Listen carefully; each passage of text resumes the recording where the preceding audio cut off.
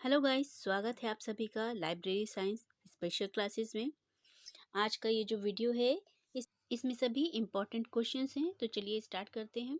What is Meghraj? Meghraj, technically called GI cloud, is the cloud computing project launched by the government of India in 2014. It is being implemented by NIC. It means National Information Center, Ministry of Electronics and IT. Short में अगर हम समझे तो मेघराज क्या है, ये एक technically मतलब इसको हम एक GI क्लाउड बोल सकते हैं। इसको लॉन्च किया था 2014 में गवर्नमेंट ऑफ इंडिया ने। साथ ही साथ अब इसमें जैसे कि हमने सुना होगा कि IaaS, यास, पास, सास एंड स्टास, ठीक है। तो इसको अगर ये इसके क्या है, जैसे कि एग्जाम्स में ये आता है कि यास क्या है, पास क्या है, सास क्या है, स्टास क्या है, ठीक है। तो ये सब मेघराज क्लाउड की ही सर्विसेज हैं जो कि डिफरेंट प्रकार की सर्विसेज प्रोवाइड करते हैं।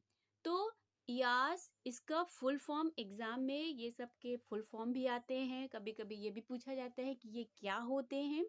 तो उसके बारे में ही मैं आपको शॉर्ट में इसमें बता रही हूँ कि यास का मतलब होता है infrastructure as a service, PaaS यानी कि platform as a services, SaaS यानी कि software as a services and STaaS यानी कि स्ट्रॉन्ग एज अ सर्विसेज, ठीक है। तो इस प्रकार से हम इसको, और ये सब क्या है, ये नेशनल इंफॉर्मेशन सेंटर यानी कि NIC के द्वारा इम्प्लीमेंट किया गया है इसमें, ठीक। तो the NIC is providing national cloud services, यानी कि जो नेशनल लेवल पर जो क्लाउड सर्विसेज होती हैं वो इसके थ्रू यानी कि मेघराज के थ्रू जो है ये सर्विसेज प्रोवाइड की गई हैं। चलिए अब हम समझ लेते हैं कि आखिर इयास क्या है, ठीक है। बहुत ही शॉर्ट में आपको बता रही हूँ कि इयास का क्या है। IaaS provides basic virtual compute infrastructure, ठीक है। इयास जो है हमको एक वर्चुअल इंफ्रास्ट्रक्चर रिसोर्स प्रोवाइड करता है, जैसे कि CPU, मेमोरी, डिस्क स्टोरेज, ये सारी चीजें हमको प्रोवाइड करता है। अब सेकंड है पास। पास का मतलब यानी कि platform as a services. PaaS provides pre installed web and database server so that we can publish and run web application without worrying about server setup। यानी कि सर्वर के पास प्रोवाइड्स प्री इंस्टॉल्ड, याद रखिएगा कि पास जो है ये हमको कौन सी सर्विस प्रोवाइड करता है। PaaS provide pre installed web and database servers so that you can publish and run web applications without worrying about server setup। Next है सास, यानी कि सॉफ्टवेयर एज अ सर्विसेज।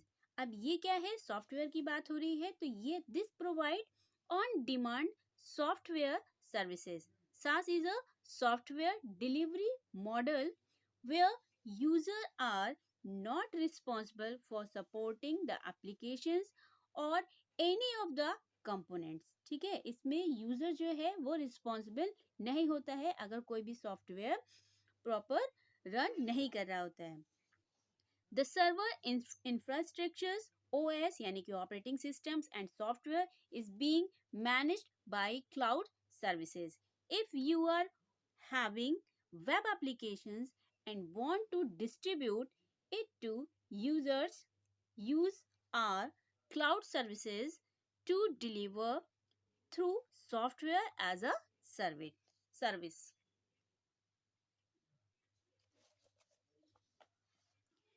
तो ये हो गया। उसके बाद में जो नेक्स्ट है वो है स्ट्रॉन्ग।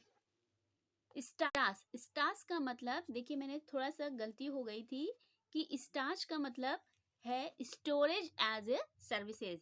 मैंने इसको गलती से स्ट्रॉन्ग लिख दिया है, तो आप इसको सही कर लीजिएगा।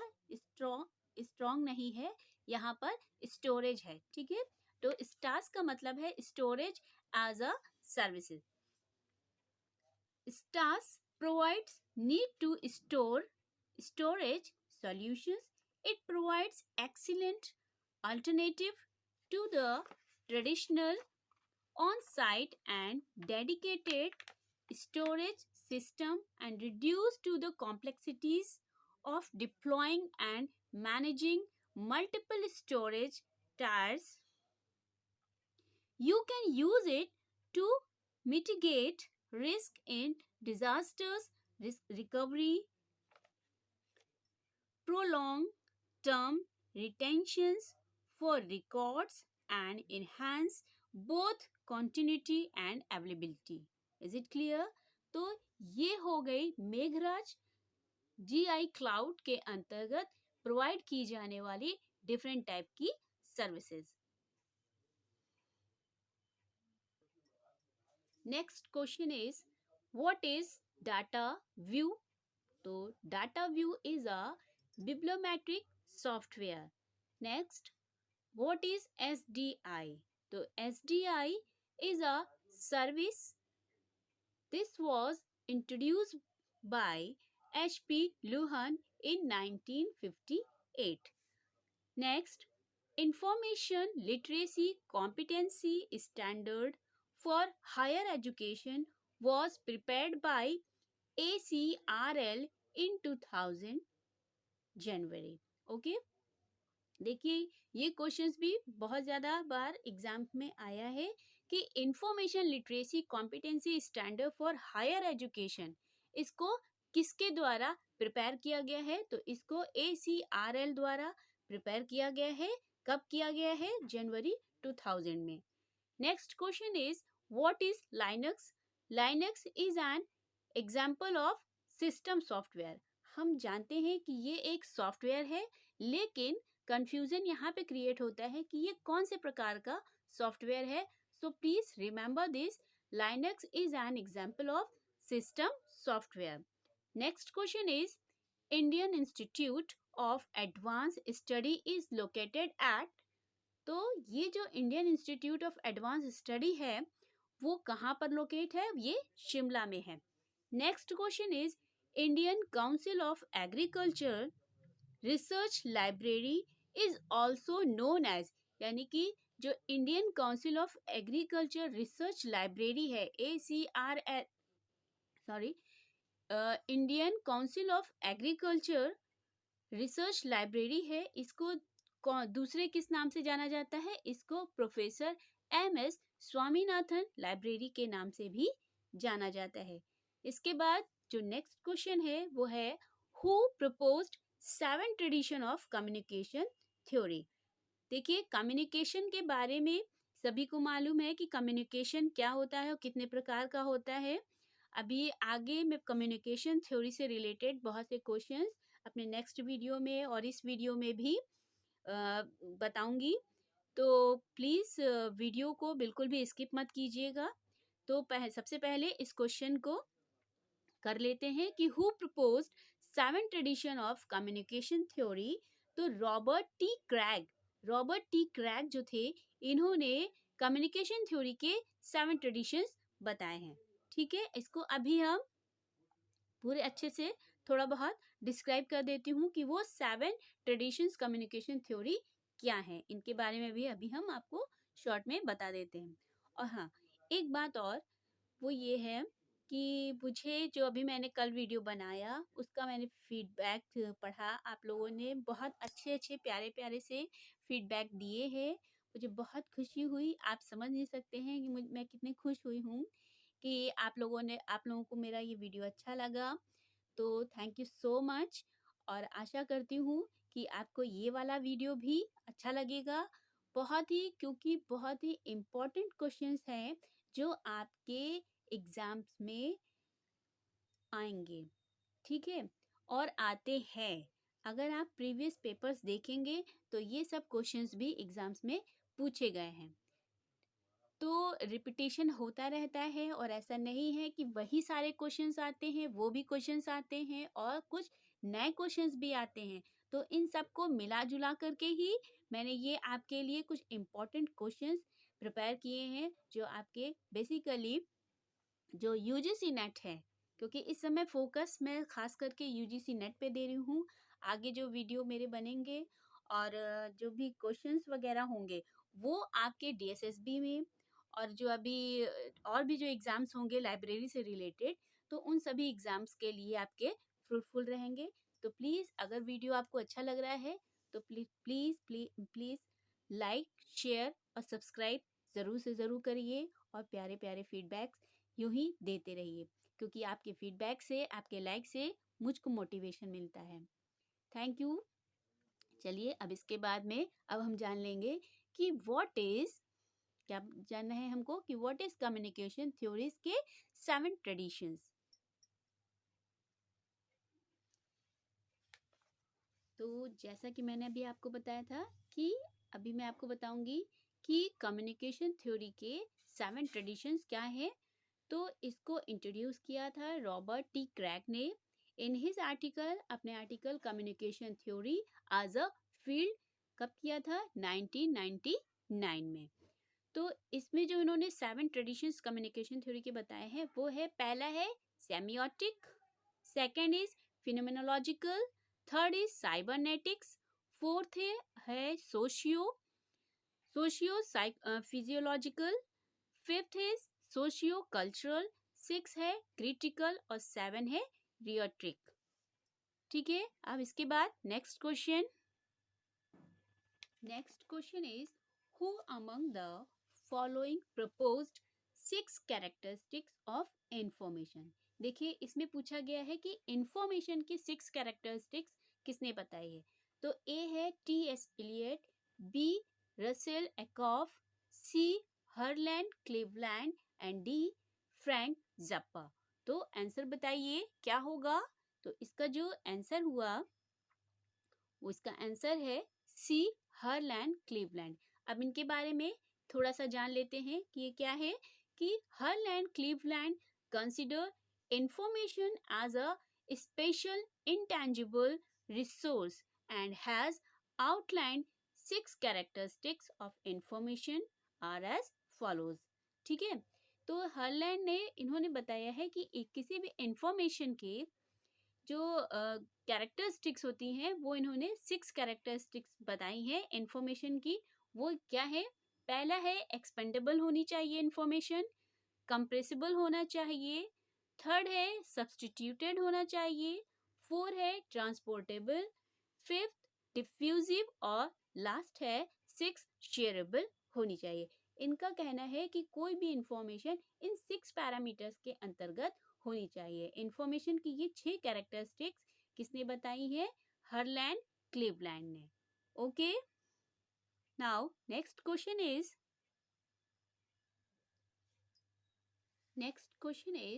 स्टैंड फॉर TEI, यानी कि टेक्स्ट इनकोडिंग इनिशिएटिव। ये क्या है? This is a produce a first draft of its guidance called TEI P1। Next है ISCII, यानी कि Indian script code for information interchange. ये क्या है? इसके जो कैरेक्टर कोड हैं वो कितने हैं? कैरेक्टर कोड के बारे में पूछा जाता है कि इसके कैरेक्टर कोड कितने हैं। तो इसके कैरेक्टर कोड कितने हैं? वो है 8। नेक्स्ट है what is QR code. QR code, आप आजकल हम सभी लोग QR कोड का यूज करते हैं। तो QR कोड यानी कि क्विक रिस्पांस कोड, ये इसके 4 स्टैंडर्डाइज्ड इनकोडिंग मोड्स होते हैं। पहला है न्यूमेरिक, दूसरा है अल्फा न्यूमेरिक, फिर तीसरा बाइट एंड बाइनरी, और लास्ट है kanji. To store data efficiently, ये डेटा को क्या करता है? स्टोर कर लेता है। QR कोड के जो सिंबल हैं is surrounded by quite zone on all 4 sides. यानी जो इसका ये जो कोड है, जो सिंबल है, ये क्या कहलाता है? क्वाइट जोन होता है। क्वाइट जोन के सराउंडेड रहता है और इसके 4 साइड्स होते हैं। इसके साथ ही साथ इसके कुछ जो है, जो इसके मतलब जो इसका जो डाटा है वो करेक्शन एरर भी, वो उसका जो लेवल है वो भी 4 प्रकार का है। हो सकता है एग्जाम्स में आपसे क्विक रिस्पॉन्स कोड के करेक्शन लेवल के बारे में पूछ लिया जाए तो इसमें मैंने कुछ आपको जो इसके करेक्शन लेवल हैं उनके बारे में, इसका कितने परसेंट तक की ये डाटा को जो है क्या कर सकता है, डैमेज कर सकता है, उसके परसेंटेज के बारे में बताया है। तो पहला लेवल अगर आता है अगर लो लेवल पे, तो ये अप टू 7% तक की डाटा को खराब कर सकता है, डैमेज कर सकता है। फिर डैमेज लेवल मीडियम अगर इसका देखा जाए तो अप टू 15%। फिर इसके बाद में डैमेज लेवल क्यू यानी कि क्वार्टाइल अप टू 25%। और उसके बाद में लास्ट अगर है तो वो डैमेज लेवल हाई एच यानी कि हाई अप टू 30% तक की ये किसी भी डाटा को डैमेज कर सकता है। तो ये हो गया all about the QR code. अब इसके बाद में नेक्स्ट क्वेश्चंस हैं जो इस प्रकार से हैं। Next question is what is UTF? UTF, it means Unicode Transformation Format. It also called as UCS, is a transformation format. ISO/IEC 10646 is a standard variable with encoding that can represent every character in the UCS यानी कि Unicode character set. UCS का full form होता है Unicode character set. इसका ये जो एक standard है वो किसका है, ISO IEC का 10646 स्टैंडर्ड है, जो कि किससे रिलेट है, यूनिकोड ट्रांसफॉर्मेशन फॉर्मेट से रिलेटेड है। ठीक है। Next question is what is cipher text?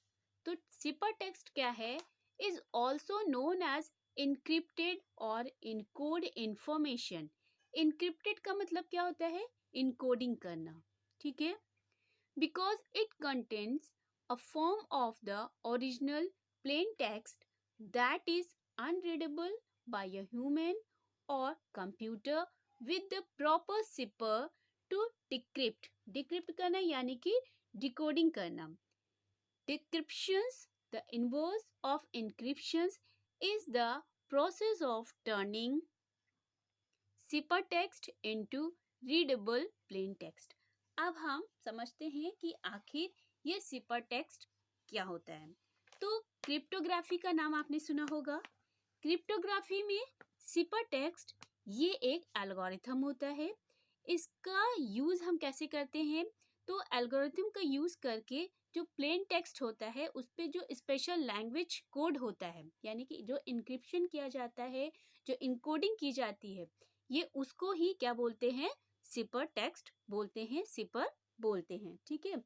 इसे इनक्रिप्टेड और इनकोडेड इंफॉर्मेशन के रूप में भी जाना जाता है, क्योंकि इसमें जो मेन प्लेन टेक्स्ट होता है वो प्लेन टेक्स्ट का ये एक फॉर्म होता है जो ह्यूमन और कंप्यूटर द्वारा इसे डिक्रिप्ट किया जाता है, यानी कि उसको पढ़ने के लिए कैसे उसकी डिकोडिंग की जाएगी।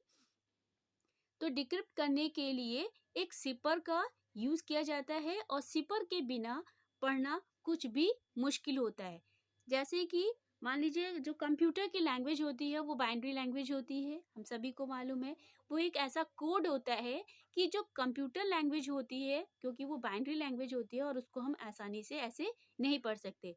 जिनको उस जो लैंग्वेज के बारे में नॉलेज होती है वही उस चीज को पढ़ पाते हैं। तो सेम चीज इसमें भी है, सिपर टेक्स्ट में भी। इसमें भी क्या होता है कि जो इनकोडिंग की गई है उसको अगर आपको डिकोड करना है, यानी कि जो अगर कोड वर्ड में है, कोड वर्ड उसकी जो एक पासवर्ड की होता है वो अगर आपके पास होगा तभी आप उस क्वेश्चन को या उस चीज को, उस डाटा को, उस प्लेन टेक्स्ट को रीड कर पाएंगे, अदरवाइज नहीं कर पाएंगे। ठीक है। तो इंक्रिप्शन का क्या होता है, अपोजिट होता है। सिपर टेक्स्ट के को पढ़ने योग्य प्लेन टेक्स्ट में बदलने की जो प्रोसेस होती है, यानी कि अब देखिए इसको समझिए कि सिपर टेक्स्ट क्या है। तो सिपर टेक्स्ट को यानी कि पढ़ने योग्य यानी कि उसको रीडेबल फॉर्म में बनाने के लिए प्लेन टेक्स्ट में बदलने की प्रक्रिया को ही सिपर टेक्स्ट कहते हैं। देखिए एग्जाम में जो है सिपर टेक्स्ट के बारे में, क्रिप्टोग्राफी के बारे में, सिमेट्रिक, एसिमेट्रिक, इंक्रिप्शन, डिक्रिप्शन, इन सभी के बारे में पूछा जाता है। ठीक है, तो वो किसी भी फॉर्म में आ सकता है। अब आखिर हम समझते हैं कि इंक्रिप्शन क्या है। इंक्रिप्शन जैसे कि अभी हमने आपको बताया कि इंक्रिप्शन का मतलब होता है इनकोडिंग। अब इनकोडिंग दो प्रकार से की जाती है, एक होती है सिमेट्रिक और दूसरा होता है एसिमेट्रिक। ठीक है, तो सिमेट्रिक और एसिमेट्रिक ये इन सब में क्या अंतर है तो वो समझ लेते हैं। सिमेट्रिक जो होता है इंक्रिप्शन में जो इंफॉर्मेशन होती है, इंक्रिप्शन में जो इंफॉर्मेशन होती है यानी कि डाटा को इनक्रिप्ट और डिक्रिप्ट करने की जो प्रक्रिया होती है उसको, उसके लिए जिस की का यूज किया जाता है उसको हम क्या कहते हैं, सिमेट्रिक बोलते हैं। तो अभी तक हम समझ पाए हैं कि व्हाट इज सिपर टेक्स्ट। तो अभी क्लियर हो गया होगा कि सिपर टेक्स्ट क्या होता है। अब हम बात करते हैं कि इंक्रिप्शन कितने प्रकार का होता है। तो इंक्रिप्शन जो होता है वो दो प्रकार का होता है। एक पहला होता है सिमेट्रिक और दूसरा होता है एसिमेट्रिक। अब सबसे पहले हम समझ लेते हैं कि ये सिमेट्रिक इनकोडिंग किस प्रकार की होती है। इसमें क्या होता है, जो इंक्रिप्शन यानी कि पहले ही बता चुकी हूँ आपको, इंक्रिप्शन का मतलब होता है इनकोडिंग। इंक्रिप्शन में जो इंफॉर्मेशन दी जाती है, इंफॉर्मेशन यानी कि डेटा को इनक्रिप्ट और डिक्रिप्ट करने की जो प्रक्रिया होती है उसके लिए जिस की का यूज किया जाता है वो क्या होता है, वो सेम होता है। मतलब कि जो भी यूजर डेटा को इनक्रिप्ट करता है वही उसको डिक्रिप्ट करने के लिए की भी सभी को प्रोवाइड करता है। ठीक है, सभी के साथ शेयर करता है। फॉर एग्जाम्पल मान लीजिए कि आपके दोस्त ने आपको किसी कोडिंग लैंग्वेज में कोई मैसेज फॉरवर्ड किया। ठीक है, अब लेकिन उसने आपको वो मैसेज तो कोड वर्ड में भेज दिया, लेकिन जब तक कि आपको उस कोड लैंग्वेज को पढ़ने का या आपको उसका कोई क्लू नहीं भेजेगा कि आप उसको कैसे समझें कि आपका दोस्त आपको क्या कहना चाह रहा है इस कोडिंग लैंग्वेज के थ्रू, तो आप उसकी कोडिंग लैंग्वेज को, उसके मैसेज को समझ नहीं पाएंगे। तो यहाँ पर वही चीज होती है सिमेट्रिक। तो सेम प्रोसेस होता है सिमेट्रिक में। सिमेट्रिक में क्या होता है, यानी कि जो भी यूजर है जो डेटा को इनक्रिप्ट कर रहा है यानी कि हमें मैसेज भेज रहा है, उसी व्यक्ति की ये ड्यूटी बनती है कि वो क्या करे, उस डेटा को जिसने उस कोडिंग लैंग्वेज को भेजा है तो उस कोड को पढ़ने की एक की भी होती है, उसका जो क्लू होता है वो भी हमको सेंड करे। क्योंकि जब तक कि अगर वो हमको उस कोड को पढ़ने का क्लू या फिर उसको इंक्रिप्शन को डिस्क्रिप्ट करने के लिए कोई की प्रोवाइड नहीं करता, तब तक कि हम उसके मैसेज को इजीली समझ नहीं पाएंगे। तो यही काम होता है, ये काम जो होता है, और इसमें जो की होती है वो बिल्कुल सेम होती है। वही की जो है मतलब यूजर, दोनों ही यूजर के पास होगी, भेजने वाले के पास भी होगी यानी सेंडर के पास भी होगी और रिसीवर के पास भी होगी, सेम की होगी। तभी आप उस जो कोडिंग लैंग्वेज होगी उसको आप पढ़ पाएंगे। नेक्स्ट है, ठीक उसी प्रकार से दूसरी बात आ जाती है एसिमेट्रिक। एसिमेट्रिक में क्या होता है, जैसे कि हमने सिमेट्रिक में पढ़ा है कि सिमेट्रिक जो इंक्रिप्शन होता है उसमें क्या होता है, जो की होती है वो दोनों के पास सेम होती है। तो वही एसिमेट्रिक में, तो अगर हम बात करें यहाँ पे एसिमेट्रिक की, तो एसिमेट्रिक में जो अलग अलग की होती है यानी कि सेंडर के पास अलग होती है और रिसीवर के पास अलग होती है। और जिस यूजर ने डेटा को इनक्रिप्ट किया है वही उसकी की को पब्लिकली शेयर कर सकता है। यानी कि जैसे कि आपके दोस्त ने आपको आपको वो कोई जो भी सिमेट्रिक लैंग्वेज में यानी कि कोडिंग लैंग्वेज में जो डेटा इनक्रिप्ट किया है, अगर वही व्यक्ति चाहेगा तो वो एक से ज्यादा लोगों के बीच उस की को फॉरवर्ड करेगा, लोगों को शेयर करेगा। अगर वो नहीं चाहेगा, अगर वो चाहेगा कि ये जो मैसेज है वो सिर्फ आपके पास रहे, तो वो सिर्फ आप ही को वो की प्रोवाइड करेगा और किसी को नहीं करेगा। अलग अलग आप सबको नहीं शेयर कर सकते। तो वही चीज़ इसमें बताई गई है कि जिस यूज़र ने डेटा को एन्क्रिप्ट किया है वही उसकी की को पब्लिकली शेयर कर सकता है, जिससे कि वो डेटा भेजना चाहता है। एसिमेट्रिक एन्क्रिप्शन को हम क्या बोल सकते हैं? अगर कभी कभी एग्जाम में ये भी पूछ लिया जा सकता है कि कि पब्लिक की एन्क्रिप्शन किसे कहते हैं, तो एसिमेट्रिक एन्क्रिप्शन जो होता है उसको पब्लिक की एन्क्रिप्शन भी कहते हैं। डेटा को एन्क्रिप्ट करने के लिए एक एल्गोरिथम होता है जिसकी हेल्प से डाटा को एन्क्रिप्ट किया जाता है। अब नोट में क्या है कि एन्क्रिप्शन एंड डिक्रिप्शन की इस प्रक्रिया को ही क्या बोला जाता है? क्रिप्टोग्राफी बोला जाता है।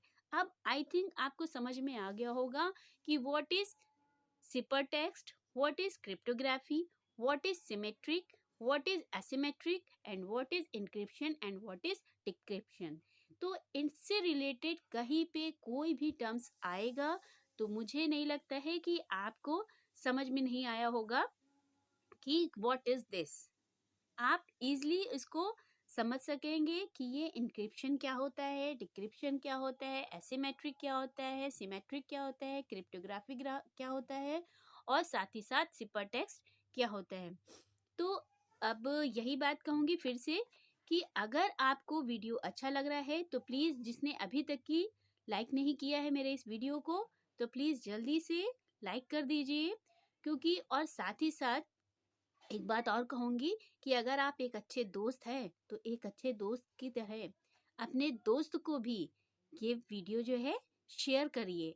क्योंकि एक अच्छा दोस्त, अगर आप अच्छे दोस्त होंगे तो आप अपने दोस्त को ये वीडियो ज़रूर से ज़रूर शेयर करेंगे।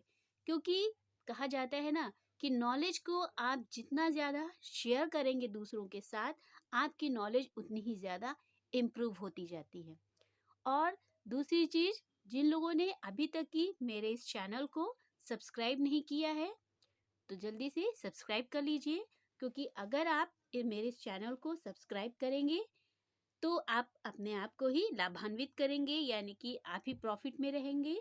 आपको डायरेक्ट मैं कोई भी वीडियो बनाऊंगी, नया वीडियो बनते ही आपके पास उसका नोटिफिकेशन जाएगा और आप उसको देखेंगे, पढ़ेंगे और समझेंगे।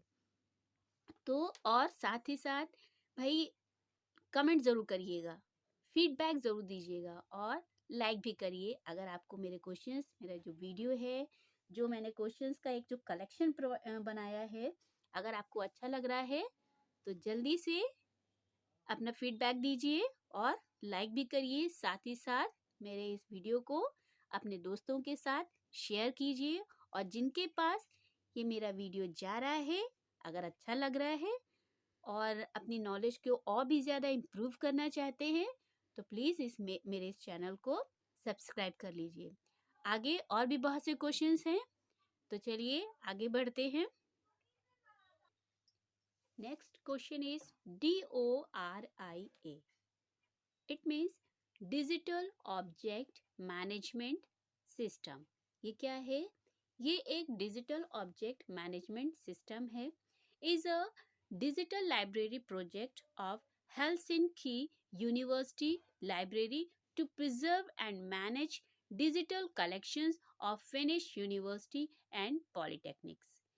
ये क्या है? डोरिया ये भी आ सकता है। इसको किसने इंट्रोड्यूस किया था? ये कहाँ का प्रोजेक्ट था? किस लाइब्रेरी का प्रोजेक्ट था? किस यूनिवर्सिटी लाइब्रेरी का प्रोजेक्ट था? किसी भी प्रकार से इस क्वेश्चन को पूछा जा सकता है। तो डोरिया ये एक डिजिटल ऑब्जेक्ट मैनेजमेंट सिस्टम है। इसको हेलसिंकी यूनिवर्सिटी लाइब्रेरी ने इसको इंट्रोड्यूस किया है। किस लिए इंट्रोड्यूस किया गया है? To preserve and manage digital collection of Finnish university and polytechnics का जो भी डेटा है उसको प्रिजर्व करने के लिए। ठीक है। नेक्स्ट है DOI यानी कि डिजिटल ऑब्जेक्ट आइडेंटिफायर। ये क्या है? Is an internet based global naming and resolution system. इसके बाद नेक्स्ट क्वेश्चन है कि what is ring topology. Topology के बारे में आप सभी को मालूम होगा कि टोपोलॉजी कितने प्रकार की होती है। अब इसमें खास क्या है कि ring topology is also called the active topology. हो सकता है आपसे डायरेक्ट रिंग टोपोलॉजी के बारे में ना पूछ करके एक्टिव टोपोलॉजी के बारे में पूछ लिया जाए तो आप यहाँ पर क्या हो जाएंगे, कंफ्यूज हो जाएंगे कि हमने एक्टिव टोपोलॉजी के बारे में तो कुछ पढ़ा ही नहीं है कि ये क्या होता है, क्योंकि एक्टिव टोपोलॉजी करके कुछ दिया ही नहीं है। तो रिंग टोपोलॉजी क्या होती है, इसको ही एक्टिव टोपोलॉजी कहा जाता है, क्योंकि there is no termination point in the ring, यानी कि इसमें कोई भी टर्मिनेशन पॉइंट नहीं होता है, इसलिए इसको एक्टिव टोपोलॉजी और कहा जाता है। और साथ ही साथ ये बहुत ही पॉपुलर और मोस्ट वांटेड टोपोलॉजी कहलाती है। Next question is API. API stand for an application program interface. ये क्या है? एपीआई एक लैंग्वेज है, इसका यूज जीयूआई यानी कि ग्राफिकल यूजर इंटरफेस में किया जाता है। ठीक है, क्वेश्चंस कैसे लग रहे हैं? फीडबैक जरूर से जरूर दीजिए, और अगर अच्छे लग रहे हैं तो प्लीज लाइक जरूर करते रहिए।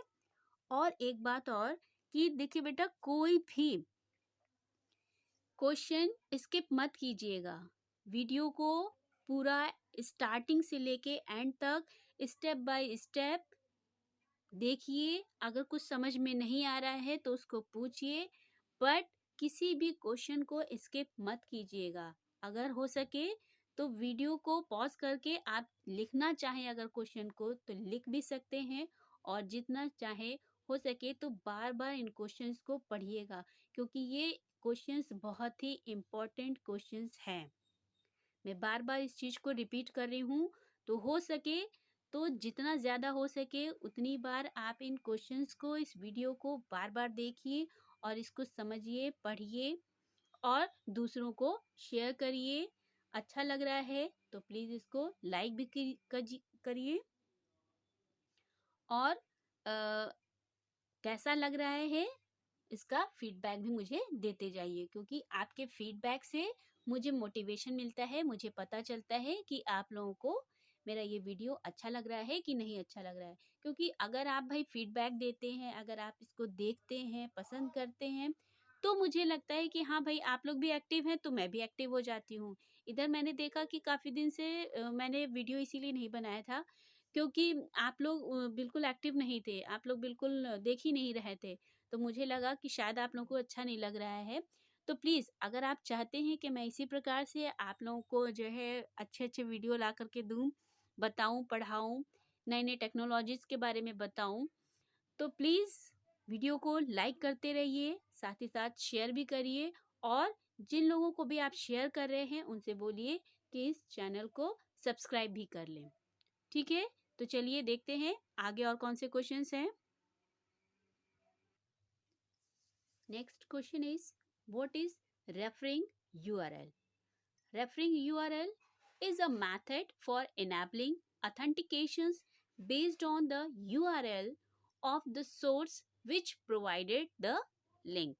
Next is, knowledge graph info boxes are used for, यानी कि जो knowledge graph info box है इसका यूज कहाँ पे होता है? तो Google and its services to enhance its search engine results with the information gathered from a variety of sources. The information is presented to users in an info box next to the search results. Next, ZOTERO. What is? It is a bibliographic reference management tool. Next question is NIRF. NIRF stand for National Institutional Ranking Framework. Now, next question is DDC. Edition 22 is the first edition of the DDC to produced in the context of the web environment known as WebDB, first published in 2002. यानी कि DDC का जो 22 addition है जो कि publish हुआ था 2002 में, जिसको जाना जाता है किस नाम से? वेब डीबी के नाम से जाना जाता है। सेकेंड क्वेश्चन इज AACR2R, इसको किसने कंपाइल किया था? It was compiled bye KGB Bakewell. ठीक है, KGB, KG को याद रखिएगा, KG में हम क्या पढ़ते हैं? AAC पढ़ते हैं। ठीक है, ABCD पढ़ते हैं। तो उस प्रकार से याद रखिएगा। अगर बात आती है कि AACR2R को किसने कंपाइल किया था, तो KGB बेकवेल ने किया था। याद करने के कोई भी तरीका, कोई भी लॉजिक आप लगा सकते हैं कि क्वेश्चन को आप भूले ना, इसलिए मैंने आपको इस स्टाइल से बता दिया। उसके बाद में नेक्स्ट है JCR। JCR is stand for journal citation report, is an annual publication of Clarivate Analytics. Pub loan service provide by, pub loan services किसके द्वारा प्रोवाइड की जाती है? क्लैरिवेट एनालिटिक्स के द्वारा ये पब लोन सर्विस प्रोवाइड की जाती है। Next question is internet governance guide for libraries, इसको किसने पब्लिश किया था? इसका जो पब्लिकेशन है वो इफ्ला के द्वारा पब्लिश किया जाता है। Next question is SIVA। SIVA यानी कि S for solution, I for information, V for value and A for access. SIVA ये एक मार्केटिंग मिक्स मॉडल है। ठीक है, मार्केटिंग मिक्स मॉडल है और इसको ही SIVA सिवा क्या है? ये एक मार्केटिंग मिक्स मॉडल है। ठीक, क्या है? सिवा के बारे में थोड़ी सी बातचीत कर लेते हैं कि सिवा मार्केटिंग, सिवा मॉडल क्या है? ये traditional marketing mix is based on product oriented approach. What is SIVA model of marketing mix? The traditional marketing mix is based on product oriented approach which revolves around product, price, promotion and place. ये 4 piece, अगर 4 piece की बारे में बात हो, यानी कि marketing mix के 4 पीस की बात हो, तो पहले क्या होता था? अगर जो मार्केट की जो स्ट्रेटजी थी वो क्या थी? प्रोडक्ट ओरिएंटेड थी। ठीक है, जिसपे हम 4 पीस का यूज करते थे, यानी कि प्रोडक्ट हो गया, प्राइस हो गया, प्रमोशन एंड प्लेस की बात होती है। लेकिन प्रेजेंट में क्या है? सिवा मॉडल आ गया। तो सिवा model provides customer centric model. ये जो सिवा मॉडल है वो किससे रिलेटेड है? ये कस्टमर के इंटरेस्ट से रिलेटेड है, कस्टमर को सेंटर में रखता है, कस्टमर को वैल्यू देता है। ठीक है, ये एक modern alternative to the well known 4 Ps marketing mix model. ये जो मार्केटिंग मिक्स यानी कि जो प्रोडक्ट, प्राइस, प्रमोशन और प्लेस के बारे में बात हो रही, जो 4 पीस के बारे में बात हो रही थी, उसी का एक मॉडर्न वर्जन है ये। कि आज की डेट में अगर हम अपने कस्टमर को जो है उसको खुश रखते हैं तो हमारे प्रोडक्ट की पॉपुलैरिटी ऑटोमेटिकली बढ़ जाएगी। तो उसी के आधार पे ही इस सिवा मॉडल को बनाया गया है, जो कि किसको ज़्यादा वो देता है, अटेंशन देता है। ये कहता है ये कस्टमर सेंट्रिक मॉडल को ज़्यादा अटेंशन देता है। इसको डेवलप किया गया था 2005 में। किसने किया था? चिकेतन देव एंड डॉन